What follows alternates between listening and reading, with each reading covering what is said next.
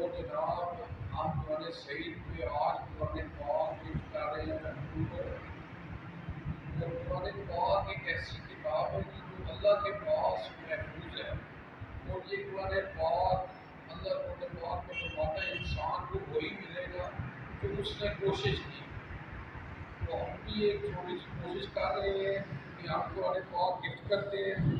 قرآن پاک کو ہمارا گفٹ کرنے کا یہ مقصد ہوتا ہے کہ اکثر لوگ قرآن پاک پڑھ رہے ہیں، حفظ بھی کر رہے ہیں، اور ہماری یہ کوشش ہے کہ ہم ترجمے والا قرآن پاک کو گفٹ کرتے ہیں. اور اس لیے کہ لوگ ترجمے کے ساتھ پڑھیں، کیونکہ آپ سے صرف فرماتے ہیں جس نے قرآن کی ایک آیت کو پڑھ کے سمجھ لیا ہے نا تو اس کو 100 نفلوں کا ثواب ہے. ہاں جی، تو ہمارا مقصد ہے یہ کہ قرآن کو سمجھ کے پڑھا جائے. اور اس کی جو ہے نا فائدہ ہے قرآن پاک ایک بھی یہ ہے کہ قرآن پاک کو ہم نہیں بدل سکتے پر یہ ہماری زندگی بدل سکتا ہے.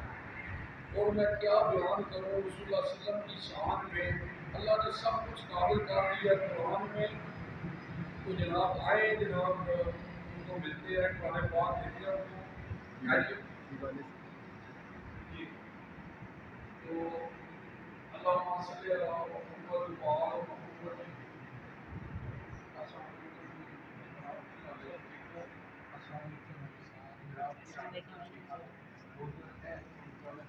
گفٹ کرنا ہے کہ پہلے سنو تھوڑی طبیعت کیسی ہے، کم شم ٹھیک ہے. قرآن پاک دین کا یہ مقصد ہے کہ صحیح تھوڑے کو وعدہ لینا ہے کہ صبح تسی آؤ دوبارے صحیح میں جاؤ کہ صبح ایک قرآن کی آیت ترجمے میں سمجھ کر پڑھیں. کیونکہ آپ سے فرماتے ہیں جس نے قرآن سمجھ کے پڑھے ہے نا سمجھ ہے جی 100 نفلانہ سوال ہے جی. اس وجہ سے جناب ساری کوشش ہے کہ اللہ قرآن پاک میں فرماتا ہے انسان کو ملے گا جو انہیں کوشش کی. تو ساری ایک کوشش ہے جی، ساری ایک کوشش ہے کہ قرآن پاک اسی تقسیم کر رہے ہیں کہ جناب کہ امید ہے کہ جناب تسی بہت خوشی ہوئی جناب.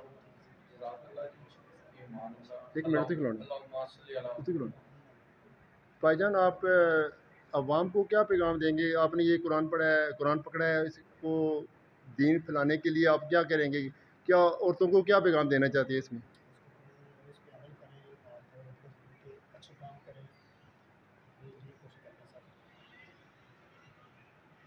نہیں، عورتوں کے لیے یہ جب وہ قرآن اوپر آ دیتی ہیں شادی کے بعد وہ پڑھتی بھی نہیں ہیں، ان کو پیغام دیں نا آپ کہ قرآن کو